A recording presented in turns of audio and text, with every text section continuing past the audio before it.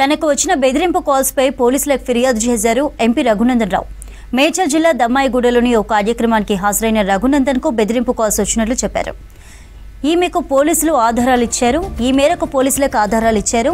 మధ్యప్రదేశ్ నుంచి ఆగంతకుడు ఫోన్ చేసి చంపేస్తామని బెదిరించారన్నారు రఘునందన్.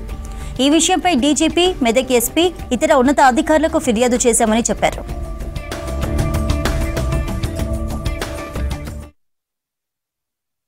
దమ్మాయిగూడలోని ఒక ప్రైవేట్ స్కూల్లో హాజరయ్యేటువంటి కార్యక్రమానికి వచ్చినప్పుడు నా ఫోన్కి మధ్యప్రదేశ్లోని ఒక నెంబర్ నుంచి కాల్ చేస్తున్నామని చెప్పి పీపుల్స్ వార్ మావోయిస్ట్ పార్టీ నాయకుల పేరిట మాట్లాడుతూ ఇప్పుడే మావోయిస్ట్ పార్టీ దళం మధ్యప్రదేశ్ నుంచి బయలుదేరిందని, ఈ రోజు అర్ధరాత్రి 12 గంటల లోపల రఘునందన్ రావు అనేటువంటి మెదక్ ఎంపీని చంపేస్తామని ఆయనని హెచ్చరిస్తా ఉన్నామని చెప్పి ఫోన్ పెట్టేయడం జరిగింది. నేను ఆ సమయంలో వేదిక పైన ఉండడంతో నా పిఏ ఆన్సర్ చేయడం జరిగింది.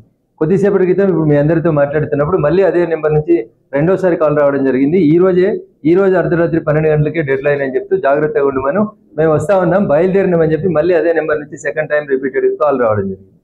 సో వీటిని బట్టి ఏమర్థమవుతా ఉందంటే ఆపరేషన్ కగారు పేరిట జరుగుతున్నటువంటి ఈ కొట్లాట లోపల మావోయిస్ట్ పార్టీ ఏదో ఒక రకమైనటువంటి సెన్సేషన్ కోసం ఏమైనా చేయాలనుకుంటుందా తెలియదు.